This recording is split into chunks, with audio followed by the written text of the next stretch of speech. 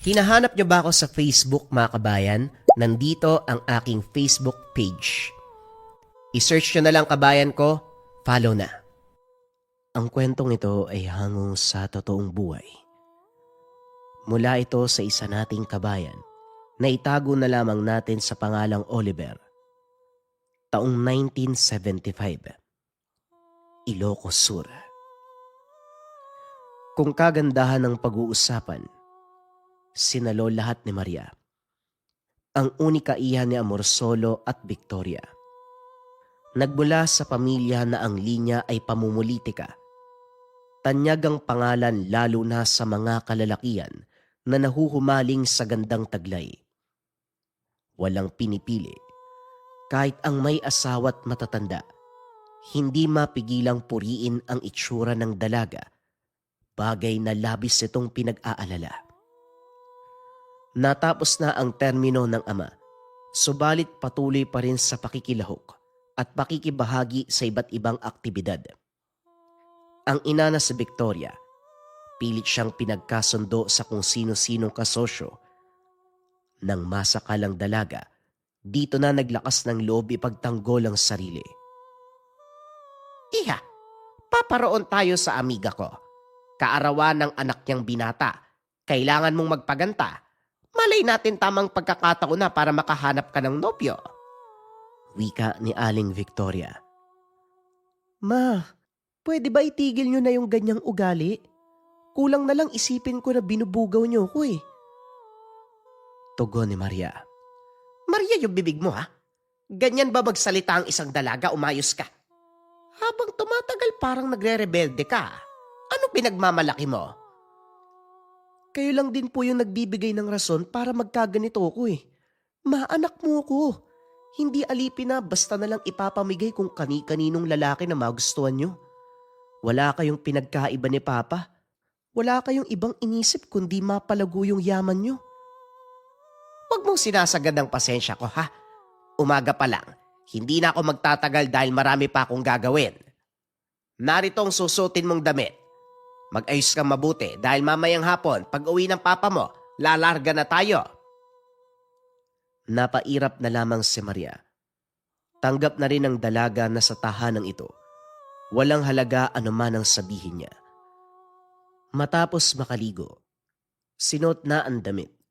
Nag-ayos ng sarili at naglagay ng kolorete sa pisngi. Habang tinitignan ang sarili sa salamin, hindi lubos maisip ng dalaga na sa pamilyang kinabibilangan, ang anak na kagaya niya ay tinuturing na ari-arian. Sigurado ko, pagdating namin sa bahay ng amiga ni Mama, kung sino-sinong unika iho na naman ang ipapakilala, pipilitin pa ako, pipilitin makipag-usap, o hindi kaya pumasyal sa lugar na kami lang dalawa. Kung makakapili lang talaga ako ng buhay, gusto kong maging anak ni Tatay Antonio. Narinig ko ang pangalan ko ha.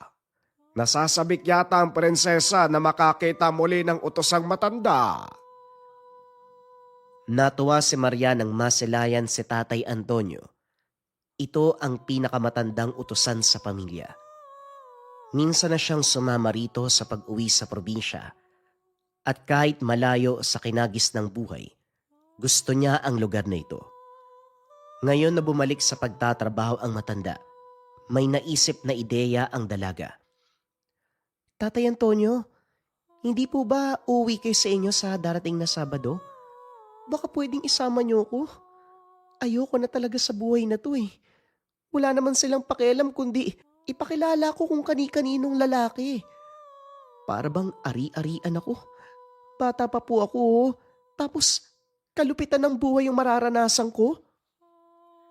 Iha, nauunawaan kong hinagpis mo. Kaso hindi natin pwedeng suwayin ang mga magulang mo. Bali-balik ta rin man ang mundo. Sila ang nag-alaga at nagluwal sa'yo. Hindi mo sila matatakasan. Parang hindi naman kayo naawa sa kalagayan ko. Mamayang hapon, dadalo kami sa selebrasyon ng anak ng amiga ni Mama. Panigurado, may masama na namang mangyayari sa akin eh. Parang mas gusto niyong magdusa ako ah. Samantalay na po natin yung pagkakataon. Nakakatampo naman po kayo eh. Tumalikod ang dalaga, umaktong nagdadamdam. Si Tatay Antonio na madaling maawa, napukaw ang damdamin at walang nagawa kung hindi pumayag sa plano ng dalaga. O siya, sige. Pero kailangan ko mag-isip ng maayos na rason. Hindi pwedeng iuwi kita na hindi nalalaman ng mga magulang mo. Ako pa ang madedehado niyan eh. Basta maghanda ka na lang ng mga gamit dahil kapag napapayag ko sila, pwede na tayong lumarga. Tuwang-tuwa si Maria. Niyakap ang katulong tanda ng pasasalamat. Pagsapit ng hapon habang lulan ng sasakyan, hindi maiwasang sumimangot ni Maria. Natatanaw niya mula sa bintana ang malaking bahay. Sa labas pa lamang marami ng tao. Paniguradong samot-saring kasabihan ang maririnig mula sa mga ito. Pagparada pa lang ng sasakyan, lahat ng mata nakatingin na sa kanila. Naunang bumaba ang mga magulang. Maria, tama na ang pag-iinarte. Bumaba ka dahil marami nag-aantay. Huwag mong antayin ng tatay mo pang humila sa'yo. Ay, amiga, oo, papasok kami mamaya. May inaayos lang ang anak ko. Pakisabi ka mo sa binata mong anak antayin ng prinsesa namin na. Tingnan mo, nakita mo na yung ginawa mo. Bumaba ka na dyan, bilisan mo. Atat na atat mambugaw ah. O nasan ba'y lalaking yan? Nang makarengking ko. Hindi nakapagsalita ang ina sa narinig. Nahiya dahil maraming tao. Maging ang mga ito man, nagulat sa bukang bibig ng dalaga. Dumiretso si Maria kung saan nakatayo si Juancho, ang anak ng amiga ng ina. May kasama itong mga barkada. Malagkit na kagad ang tingin sa kanya. Nagunahan sa paglapit para bumati. Pero nang masipat ng dalaga na nakatingin ang ama at ina, dali-dali siyang lumapit kay Juancho, naunang humalik sa pisngi. Aba, asan ang delikadesa ng isang Maria? Kung hindi mo alam, nakatingin sa'yo at ginulat mo mga tao. Pero ayos na rin ang ganun. Ang gusto ko sa babae, may pagkukusa. Yun bang hindi na dapat pangakitin? Kinabig ni Maria ang kamay ng binata na magsimula itong manghipo. Puno naman ng tawanan ang barkada ni Juancho. Umirap ang dalaga at pumwesto sa tabing mesa. Maya-maya pa may lumapit na matanda.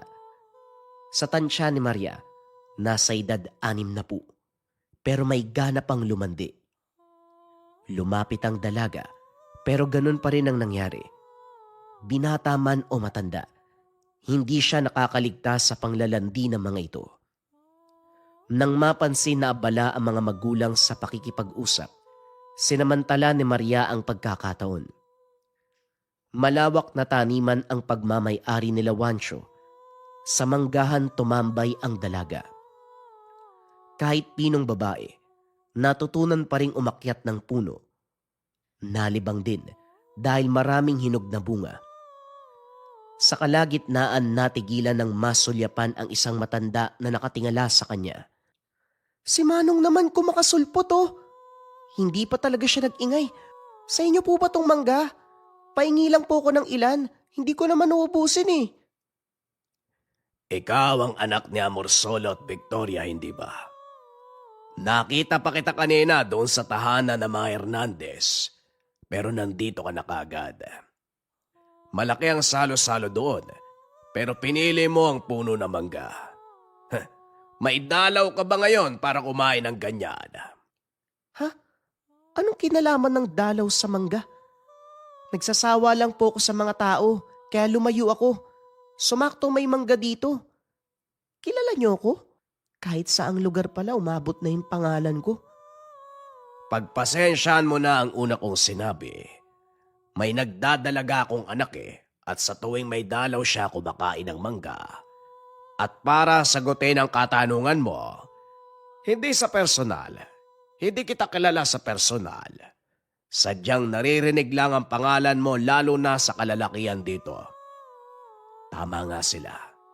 Nakakaumaling ang ganda mo pero hindi ka ba nagsasawa sa ginagawa ng mga magulang mo kulang na lang ibugaw ka nila. Natuwa si Maria nang sa wakas. May taong nakaunawa sa sitwasyon niya. Dali-daling bumaba para harapang makausap ang matanda. Di ba napansin niyo din, Manong?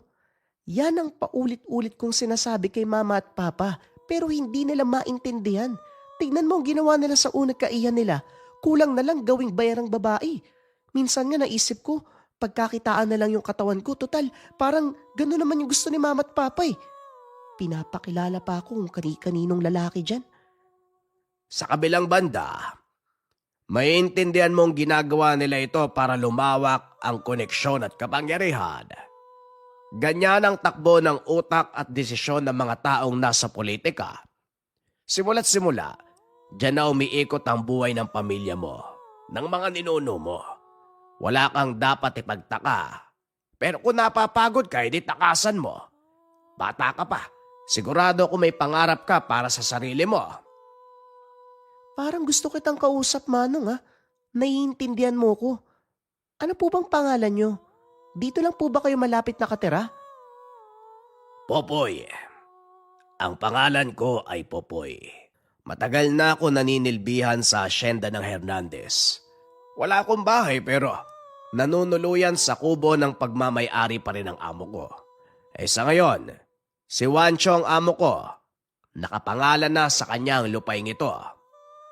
Kaya pala ata't si Mama na ipakilala ko sa mukong na yun. Akala mo talaga gwapo.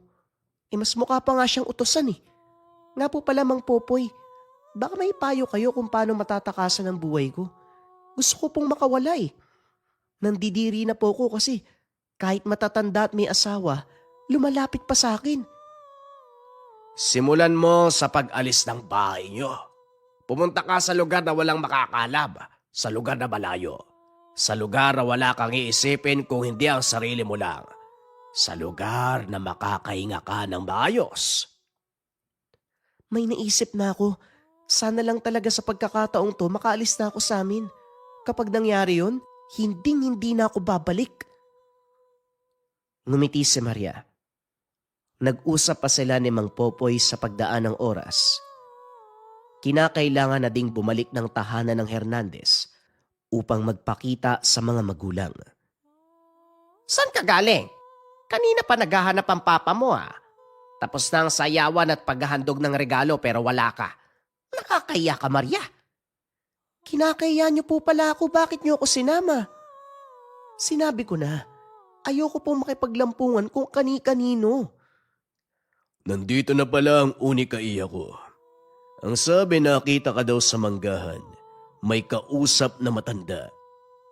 Nandidiri ka sa tuwing may lalapit sa'yo pero sa manggahan, nakuha mo pang makipagtawanan sa matandang yon.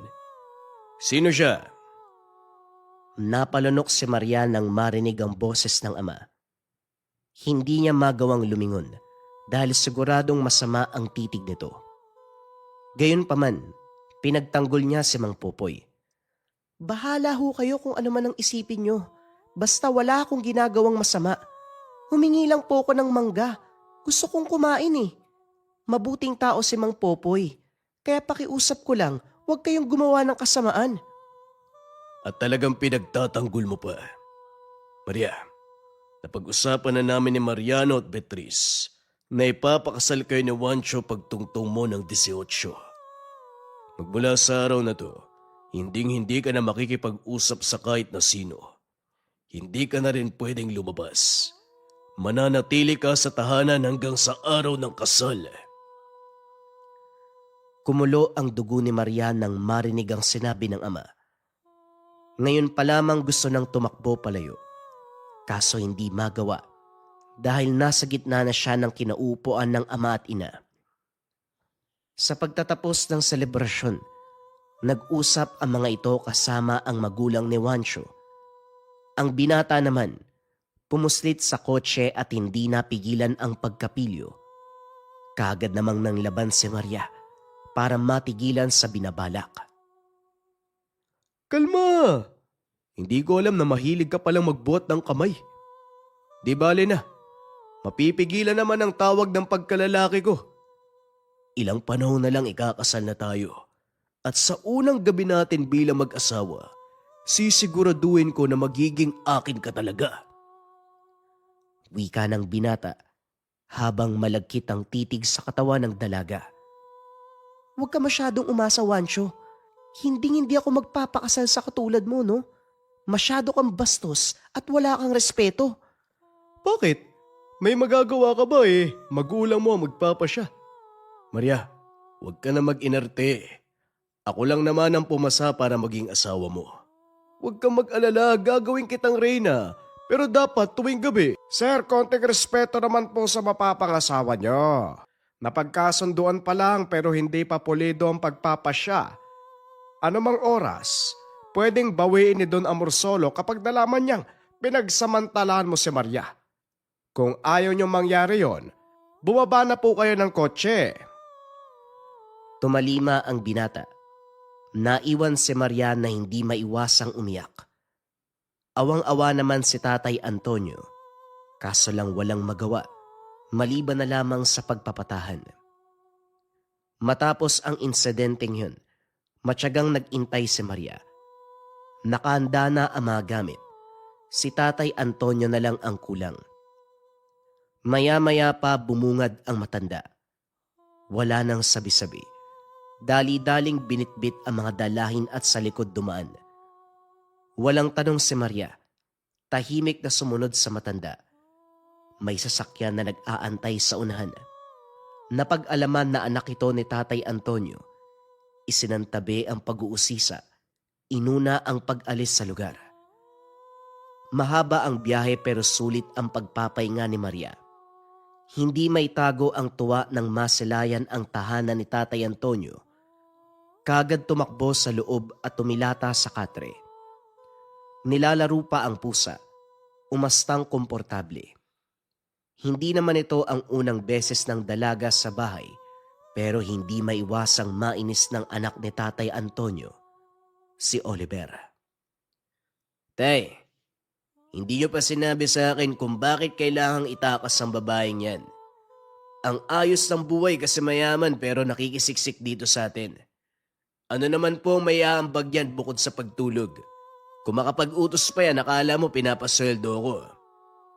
Ituring mo siyang kapatid, Oliver. May pinagdadaanan ng bata kaya hayaan mong dumito muna sa atin. Babalik ako sa mansyon. Kailangan ko magtrabaho upang may pagkain tayo. Ako na rin ang bahalang magpaliwanag kay Don Amorsolo at Doña Victoria. Ikaw, ang tanging trabaho mo ay bantayan si Maria. Malaki na yan. Hindi na kailangan sobrang alagaan. Bantayan mo lang kasi paniguradong araw-araw may dadayo dito para masilayan ng dalaga. Ginawa niyo pa ako muchacho sa babaeng yan. Ibalik niyo na lang po sa kanila.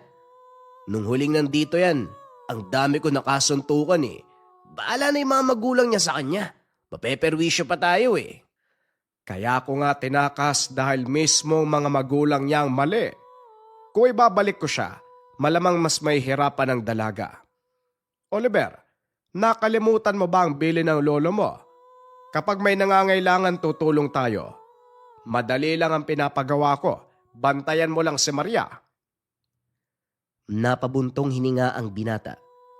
Wala nang nagawa kung hindi sumunod sa utos. Hindi naging maganda ang pagsasama dahil panayang sagutan. Pinadama ni Oliver na hindi niya gusto ang presensya ni Maria. Subalit walang balak umalis ang dalaga. Paglipas ng linggo, bumalik si Tatay Antonio kasama ang tauhan ng mga magulang ni Maria. Pero dahil ayaw sumama pabalik nito, nanatili muna sa tahanan. Tumawag pagdating ng mansyon at lalong sumama ang loob matapos malaman na pumayag sina Don Amorsolo at Doña Victoria na mananatili muna ito sa pangangalaga niya. Ano ba kasing problema niyo? Bakit pa kailangan makitira sa ibang bahay? Pasaway ka siguro sa mga magulang mo, masyado kang perwisyo. Babae ka, dalaga ka na. Dapat sumusunod ka sa sinasabi ng nanay at tatay mo. Pwede ba tumahimik ka kung wala ka namang alam? Panay ka dada eh. Wala ka namang ni katiting na nalalaman sa nangyayari sa akin. Wala rin akong balak sabihin sa'yo dahil alam kong wala kang awa. Mayaman ka, hindi ba? Bakit hindi ka rumenta ng bahay? Nakakalibre ka na nga rito. Wala ka pang ginawa kundi humilata maghapon. Ang lakas mo pang kumain. Yung bahay ko na dating tahimik umiingay dahil sa dagsaan na mamanliligaw mo. Hinakot mo lahat ng kalalakihan sa baryo. Kung makapagsalita ka, wala naman akong sinabi na pumunta sila dito ah. Hoy Oliver, kung hindi ka lang anak ni Tatay Antonio, baka pinatulan na kita eh. Kalalaki mong tao, pero daig mo pa yung lalaki kung Aray ko. Oh, napahawak ka sa tiyan mo. Oh, sumusuka pa. Tignan mo nga naman. Kung nandidiri ka sa bahay na to, pwede ka talagang umalis. Halika na, ako na Hoy, Maria? Maria? Walang tigil ang pagsusuka ni Maria. Nanlalamig ang katawan. Patuloy ang pagsusuka. Bukod pa riyan napako ang tingin sa niluluwa ng dalaga. Buo-buo na parang maliliit na bato. Kung bibilangin lalagpas sa 10. Dinamayan muna niya si Maria bago inisip kung ano ang mga ito. Kumalma ang dalaga pagkalipas ng ilang sandali. Pinasandal sa tumba-tumba. Pinaharap sa nakabukas sa bintana. Binigyan ni Oliver ng maligamgam na tubig. Dahan-dahan itong ininom. Nilinis ng binata ang suka pero itinabi sa garapon ang buong bagay. Nang mapansin na kalmado na si Maria, nagpaalam siya na may pupuntahan lang. Bitbit ang garapon. Tinungo ang tahanan ni Mang Romy, ang kilalang manggagamot sa baryo. Kaso nga lang, linggo na ang nakalipas magmula ng tumigil. Ayon sa asawa, biglang nabaliw, gawa ng pakikipagsapalaran sa iba't ibang elemento na bumiktima sa mga pasyente. Nagpunta sa kabilang sityo pero ganun din ang nangyari. Kahit ang kumpare ng ama, ganun din ang sinapit. Ano ba yan? Parang sinadya na walang tutulong sa akin ah. Si Mang Romy, hindi na makakagamot. Si Mang Tomas, si Mang Rolando, si Mang Guring wala rin. Ang malas ko naman ata ngayon. Paano na ngayon yan? Hindi ko rin pwedeng tawagan si Tatay Antonio. Wala naman akong telepono. Kung dadayo ko doon, malayo ang biyahe. Hindi na pwedeng iwanan si Maria. Kung pumasok ka kaya dito, hindi yung nagsasalita ka mag-isa sa labas. Ano ba yung hawak mo? Teka, nakakadiri ka. Yan yung suka ko kanina. Hoy, huwag ka mag-isip ng kung ano-ano ha. May gagawin dapat ako dito pero ang problema, wala nang makuha ni isang manggagamot. Pakiramdam ko may mali Ang lalakas ng mga yun tapos naging baliw. Dahil kuno sa pakikipaglaban sa iba't ibang elemento. Ganun ba yun? Para may mali talaga. Magsalita ka nga ng naiintindihan ko. Praning, ano bang sinasabi mo at saka pwede bang itapon mo yung suka ko? Nakakadiri ka. Sabing may paggagamitan ako huwag ka mag-alala. Hindi ito makakasama sa'yo. Dahil ngayon pa lang, may nakapasok ng kasamaan sa katawan mo. Ano? Magdahan-dahan ka sa... ano ba yan? Ano ba sinasabi mo? Matagal ko nang naisip ang posibilidad. Sa kung sino-sino ba namang nauhumaling sa'yo, malamang aabot sa punto na merong mag-iisip ng masama. Eto na nga ngayon. Sigurado akong binarang ka. Ito ang salitang nagpatahimik sa dalaga. Hindi lingid sa kaalaman ang tungkol dito dahil minsan nang narinig sa mga amiga ng ina. Ito rin ang kinamatay ng kasambahay noon. Kaso nga lang, hindi lubos na unawaan kung ano ang bagay na ito. Ang alam lang niya ay nakakamatay. Ibig mong sabihin mamamatay ako? Sino bumarang sa akin? Tulungan mo ko. Ayoko pang mamatay. Hindi ka mamamatay kung makakahanap tayo kaagad ng manggagamot. Bakit ba kasi kinakailangan mo pang pumunta rito pati tuloy ako perwisyo na? Pumasok ka sa bahay. Gabing-gabi na baka masipat ka pa ng engkanto madagdagan yung problema. Napailing na lamang si Oliver. Maingat na tinabi ang bote. Binantayang maigi ang kilos ng dalaga. Sa paglipas ng oras, hindi mapakali ang binata dahil naging malikot sa higaan si Maria Nakapikit ito, pero batay sa galaw anumang oras magsusuka. Naghanda din ng timba at saktong pagkuha dahil sumuka na naman ang dalaga.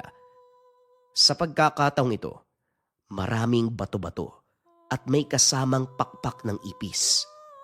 Suka ng suka hanggang sa mamutla. Saka lang tumigil nang wala nang mailabas. Sana lang bukas dumalaw si Tatay Antonio para madala ka sa inyo. Hindi na pwede ang ganito. Kapag tumagal baka dito ka mamatay. Magiging kargo pa ng konsensya ko at baka ako pang sisihin ng pamilya mo. Ayoko. Ayokong bumalik doon. Nakaalis na ako eh. Kaya hindi na ako babalik. Tawagan mo si Tatay Antonio. Sigurado ko magmamadali yun kapag nalaman niyang may sakit ako. Malamang, kasi lahat ng pagmamahal niya napunta sa'yo imbes sa mismong anak. Kahit kakauwi lang ni Tatay dito, kapag tumawag ka, lalarga siya pabalik na mansyon. Ako naman ang naiwan, nangungulila. Pero hindi ko tatawagan si Tatay ngayon. Magdusa ka dyan. Sobrang salbahe mo. Bakit hindi ka nagmana kay Tatay Antonio? Ang buti niyang tao eh. Tapos ikaw, aray. Ayan, nag-iinarte pa. Maria. Hoy. Hoy Maria, huwag ka magbibiro ng ganyan. Abot langit ang takot ng binata nang makita itong humandusay. Nawalan ng malay, nataranta siyang humingi ng saklolo sa mga kapitbahay. Nang malaman na si Maria, kahit 10 oras ng gabi dumagsa ang mga kalalakian, isang tao lang ang pinalapit ni Oliver. Si Mang Barino, may kaunting kaalaman sa panggagamot. Oliver, hindi mananaan sa simpleng gamutan ng dalagang to. May kapit ng sumpa mula sa kaliwa. Nagdurusa ng karamdaman dulot ng barang. Ang problema dito, sino ang gagamot? Kamakailan lang wala na sa serbisyo ang manggagamot sa lugar natin. Ako naman kakarampot lang ang kaalaman. Kailangan dito tamang proseso para hindi na bumigat ang problema. Kung kayo na lang po, total wala na tayong pagpipilian. Ikaw lang po ang nandito eh. Naunawaan ko pero nakakatakot, Oliver. Hindi ganun kadali ang pag-aaral niyan. Kung gusto mong magamot ang dalagang to, maghanap ka ng taong makakatulong. Hindi ang kagaya ko na walang sapat na kaalaman. Wala nga ho ang iba, Mang Barino. Pumunta na ako sa Karatig Bayan, sa mga sityo, sa lugar kung saan napapabalita na may manggagamot. Pero lahat sila, parang sinadya, sabay-sabay nagbitaw sa tungkulin. Ikaw na lang po ang meron dito. Ikaw na lang ang maaasahan ko na makakatulong kay Maria. Nakita niyo naman yung kalagayan niya, hindi na siya magtatagal. Napailamos ng mukha ang matanda. Naguguluhan sa gagawin pero sa huli. Tumango sa pakiusap ni Oliver. Humingi ng ilang araw para pag-aralan ang proseso. Sa araw na yun, buhos ang atensyon ng binata sa pag-aasikaso kay Maria. Hindi na magawang lumakad dahil kaunting galaw, sasakit ang tiyan.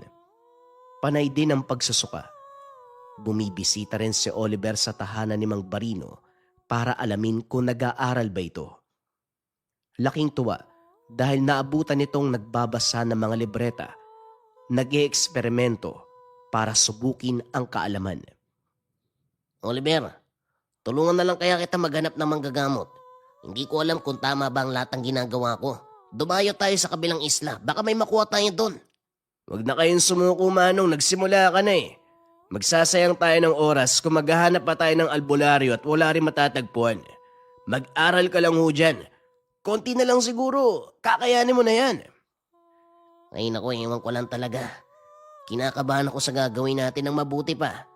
Dalhin mo sa akin yung bote na pinaglagyan mo ng mga bato. Yung sinuka ni Maria. May gagawin ako. Baka sakaling malaman natin kung saan galing ang sumpa. Inilatag ni Mang Barino ang bagay sa isang batya. Binuhusan ng langis at iba pang sangkap. Binasa ng dasal. Nakiramdam sa bulong ng orasyon. Maya-maya pa, ang mismong bato ang lumikha ng larawan. Sa tagal ng pagtitig may nabuong imahe sa paningin. Lalaki yan eh. Hindi lang isa kundi dalawa. Ibig sabihin 2 nang bibiktima kay Maria. Hindi na sila naawa, pinagtulungan talaga oh. Manong, alamin nyo kung anong dahilan ng mga pesteng yan. Nagsabuatan pa para mapahamak ang dalaga oh. Oliver, gustuin ko man pero hanggang dito lang ang alam ko. Si Maria lang mismo ang tanungin mo. Mag-usisa ka kung sino-sinong lalaki lumapit sa kanya na may kahinahinalang muti mo. Ito ang sinunod ni Oliver. Kaso nga lang sa dami ng nakikipag-usap kay Maria, mahirap alamin kung sino. At isa pa, wala siyang ideya sa nangyayari hanggang sa sumapit ang puntong ito. Sino pa naman kasi mag-iisip na may dalawang tao mambibiktima sa akin? Si mama at papa kasi kung kani-kanino ko pinapakilala eh. Kung may sisisihin dito, sila yun. Naging pabaya sila eh. Ngayon lang din naunawaan ng binata ang rason kung bakit ito tinakas ng ama mula sa mansyon. Hindi mapigilang makaramdam ng galit sa mga magulang nito. Huwag kang mag-alala. Hinahanapan ni Mang Barino ng paraan para gumaling ka. Ang gagawin mo lang magtiwala ka sa amin. Kapag nalaman namin kung sino yung dalawang lalaking yun, siguradong malalagot sila. Parang nakalanghap ka na masamang hangin para ipagtanggol ako ah. Pero salamat ah. Hindi na pinansin ng binata ang sinabi ni Maria. Nang sumunod na araw, lalong lumala ang kalagayan ng dalaga. Nagkaroon ng sugat sa balat na para bang kinalmot. Hindi lang yun, paulit-ulit ang pagsusuka. Nangangamoy ipis ang lugar. Minadali ni Oliver si Mang Barino dahil maging siya, hindi na alam ang gagawin. Umabot sa punto na gusto nang punta ng mansyon para ipaalam sa pamilya ni Maria ang kaganapan. Wag mo na, Oliver. Hindi maganda ang kutob ko sa pamilya ng dalaga. Hindi ako sigurado pero pakiramdam ko, malaki ang posibilidad na may kinalaman sila. Ay sana lang mali ako. Sinasabi niyo ho ba, kahit sariling anak babarangin, dugo at laman nila yan ha? Yun na nga, kutob lang. Hindi pa ako sigurado pero basta. Duda ko, kilala ng dalaga ang bumarang sa kanya. Sa ritual ko kanina, malapit kay Maria ang nasa likod ng kaganapan. Ang mabuti pa, pumunta ka sa mansyon pero magmanman ka lang. Bago umalis ng baryo si Oliver, dinala si Maria sa bahay ng matanda. Binigay ang buong tiwala kay Mang Barino. Nangako naman ito na gagawin ang lahat. Nakarating sa mansyon si Oliver pero hindi nagpakita kahit sama. Pinagbasdan ang galaw ng tauhan mula sa malayo. Wala siyang mahanap na mali sa mga tao. Kaya nabaling ang pansin sa bisita. Isang binata na tingin pa lang ay mapagbataas. Nang magtanong-tanong sa trabahador ng sakahan, si Juancho ang nakita. Sa pagkwento tungkol sa binata, nalaman na ang planong pagpapakasal. Sa puntong ito si Juancho ang sinundan. Kaso nga lang hindi makapasok sa baluarte dahil maraming bantay. Nakakalakwat siya lang sa malawak na taniman sa manggahan ng punta kung saan nakatambay si Mang Popoy. Iyo, magandang araw. Ngayon lang kita nakita. Hindi ka taga rito ano? Kaibigan po ako ni Juancho pero ang loko, ayaw akong papasukin sa kanila eh. Ang sabi ho, dito lang daw ako. Ang init-init. Kayo po ba? Trabador po ba kayo rito? Tama ka, may katagalan na rin ako dito eh. Si Juancho ang amo ko. Pinagmasdang mabuti ni Oliver ang matanda. Desente kung titignan, pero iba ang pinapaywatig ng mga mata. Nakipag-usap siya dito. Habang tumatagal, sinadya ng binata na banggitin ang napag-usapang kasal sa pagitan ni Juancho at Maria. Sa puntong ito, naging malinaw ang reaksyon ng matanda. Naroon ang lihim na galit, kasabay ng pagnanasa sa dalaga. Parang kilala niyo po si Maria. Nagtrabaho ka rin po ba sa kanila? Hindi, pero sa tuwing bibisita siya kasama ni Doña Victoria, nakikita ko. Minsan na kaming nag-usap at tama nga sila. Magandang babae. Kaso masyado pang bata para... Ang ibig kong sabihin masyado pang bata para ipagkasundo at ikasala. Si Juancho 21, pero si Maria 17 taong gulang pa lang. Wala ho tayong magagawa dahil nagkasundo ang dalawang pamilya. Kapag tumungtong ng 18, isasagawa na ang kasal. Tama ka. O siya, babalik na ako sa trabaho. Bumalik ka na rin doon. Sigurado kong hinahanap ka na ni Juancho. Tumalikod si Oliver nang lumakad si Mang Popoy. Pero lumis siya ng daan at sinundan ito. May kalayuan ang tinutuloy ang bahay, pero sakop pa rin ang lupain ni Juancho. Mabilis ang kilos ng matanda dahil kubo ang tahanan. Madaling nasisilip ang kaganapan sa loob. At sa hindi inaasahan, nakita ni Oliver ang ilang gamit na pangbabae. Sa tabi nito, nakapalibot ang iba't ibang uri ng insekto, mga halaman. Sigurado si Oliver, ito ay may kinalaman sa lihim na karunungan. Maya-maya pa, naging malinaw kung sino ang pinatutungkulan nang marinig ang sinabi. Ikakasal pala ha? Pwes, tignan natin kung makakasal ka pa sa iba. Kung hindi kita maaangkin dahil matanda na ako. Pero hindi ko maiwasang magkagusto sa'yo. Maria, kung hindi ka mapapasakin, magdusa ka na lang at mamatay. Nang sa gayon walang sino man na makakakuha sa'yo. Sa ideya pa lang nalalapitan ka ng ibang lalaki. Hindi ko na mapigilan ang masaktan. Alam kong sa mga oras na ito tumalab na ang unang sumpa. Ngayon dadagdagan ko para mas mahirapan ka. Sa ganitong paraan ko lang masasabing akin ka. Wika ni Mang Popoy. Sinimula ng ritual. Dali-daling umalis ang binata at binaybay ang daan pauwi. Nang tumapat sa mansyon, nasipat si Tatay Antonio na nagmamadali din sa pag-uwi. Ngunit para bang may mali sa pagkakataong ito, tahimik na sinundan hanggang sa nakabalik ng bahay. Sa nakikita ni Oliver, natataranta ang ama nang malaman na wala sa bahay si Maria. Balisang-balisa. Maya-maya pa may hinalungkat sa mga gamit at nagtungo sa silong. May kwarto doon na pinagbabawalan siyang makapasok. Dahil sa kutob ng binata, ginawa ng paraan para masilip ang nangyayari. Mula sa loob, tanaw ang ama na aligaga sa paghahanda ng mga gamit. Kandila, libreta, at ang agaw pansin, kasuotang pambabae. Sumagi sa isip ang nakita sa tahanan ni Mang Popoy. Lalong nagulat nang bigkasin ni Tatay Antonio ang pangalan ng dalaga. Nanlumo si Oliver. Walang pinagkaiba ang ama kay Mang Popoy. May lihim na pagtingin kay Maria. Hindi makapaniwalang naupo ang binata sa sala. Nakatulala. Pilit iniintindi ang kaganapan, pero kahit anong isip dito, hindi matanggap na isa si Tatay Antonio na bumibiktima kay Maria. Ngayon naiintindihan ko na kung bakit halos sa mansyon ka na nakatira. Lihim ka palang may gusto kay Maria.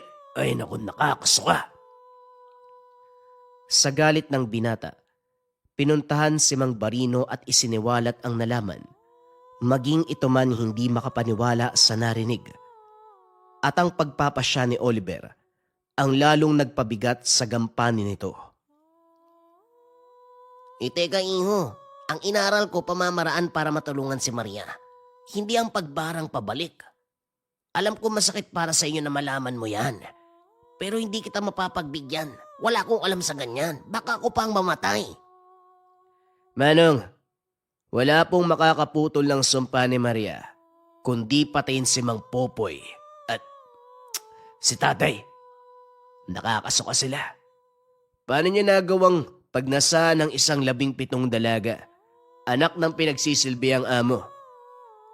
Ama ko naman siya. Hindi ko kikilalanin ang kasalanan niya.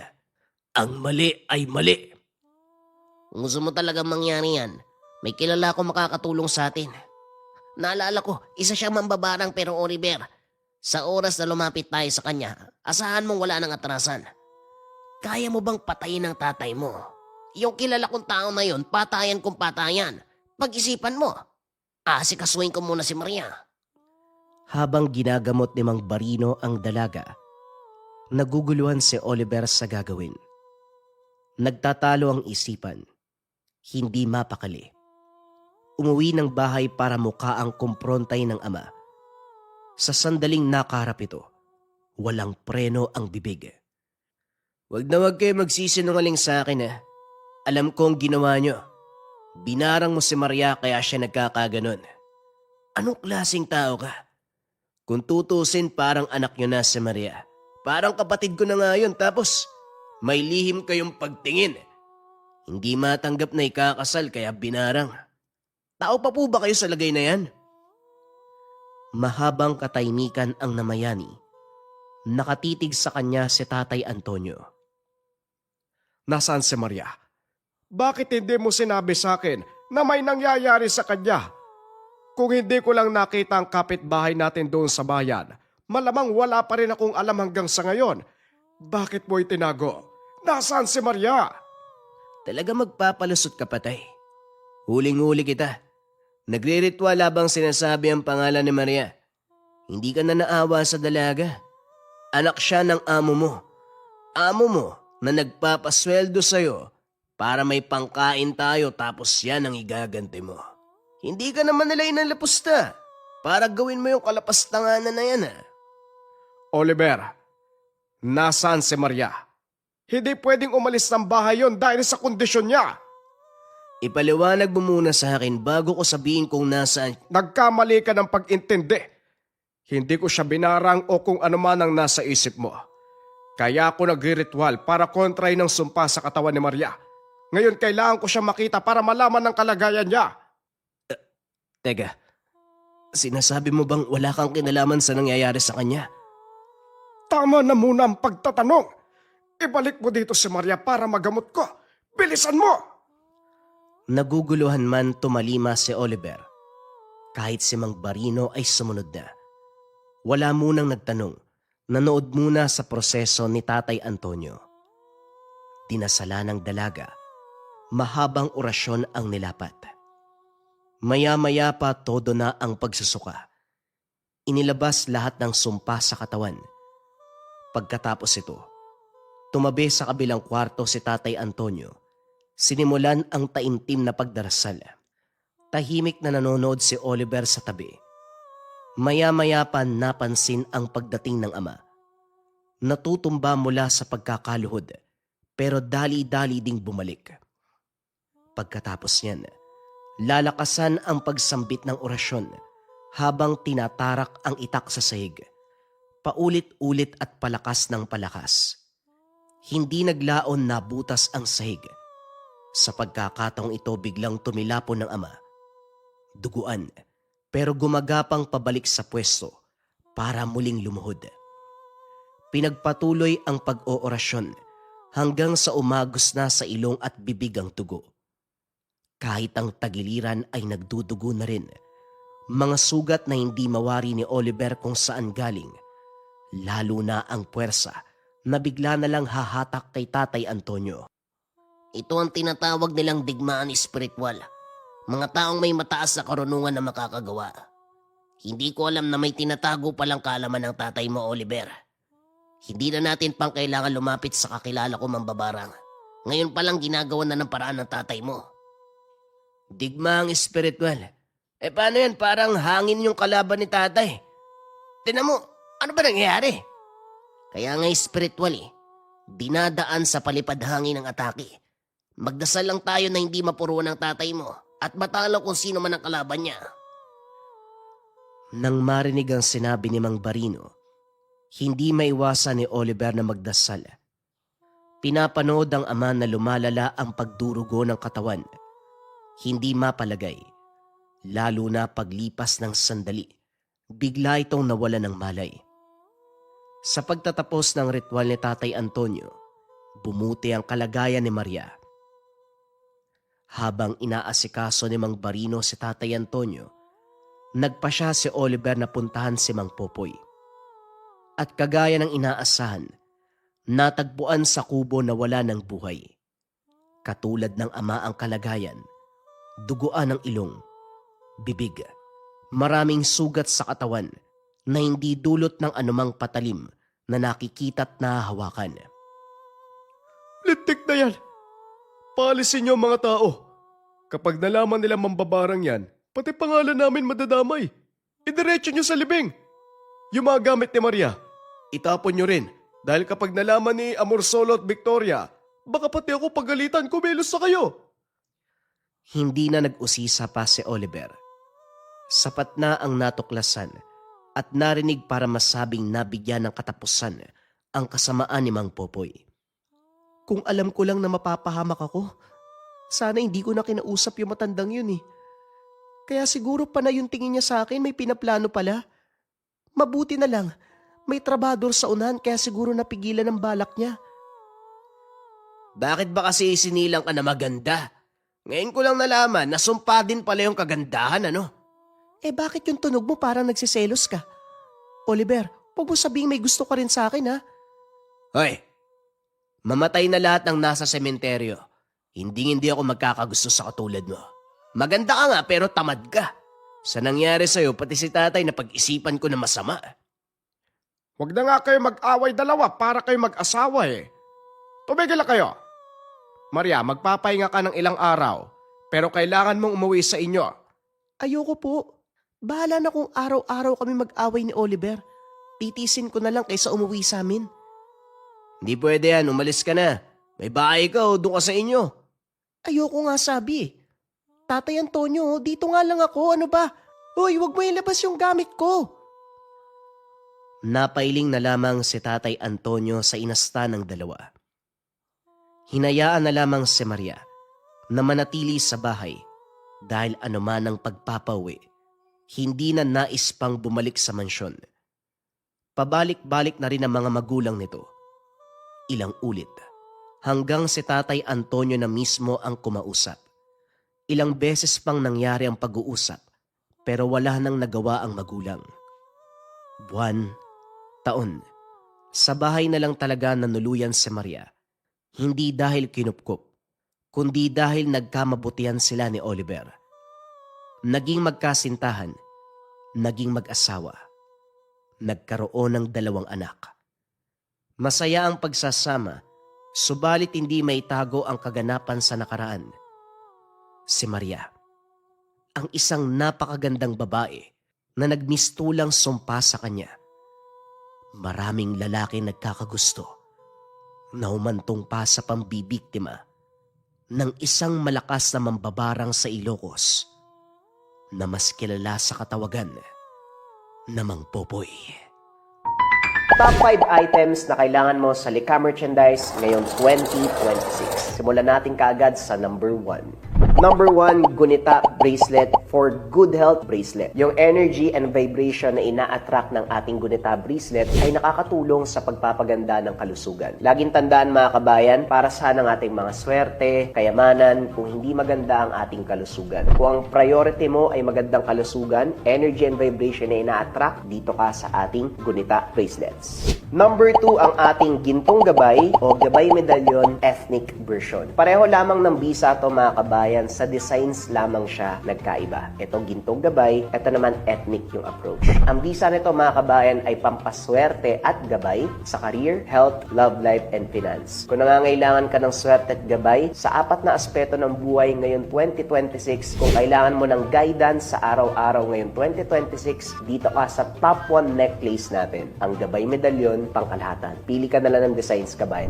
Number 3, syempre hindi mawawala ang depensa spiritual mga kabayan. Meron tayong kalusugan at gabay sa araw-araw pero kailangan din natin ng depensa spiritual. Kontra sa lahat ng negative energy, kontra kulam, barang, tigalpo, palipad hangin, usog o kahit anong masamang uri ng sumpa. Ito ang Maracuyo Bracelets mga kabayan. Nandito din yung tinatawag nating rebuelta or sumbalik. Kung ano man yung sumpa na ibinigay sa inyo, ibabalik doon sa taong nagbigay. Kaya sobrang trending ng ating Maracuyo. May 4 na kulay kang pagpipilian. Pwede tong lava na may gintong San Benito, pwede tong white na may gintong San Benito, pwede tong brown na ethnic version at black na ethnic version. Pili ka na lang, kabayan ko.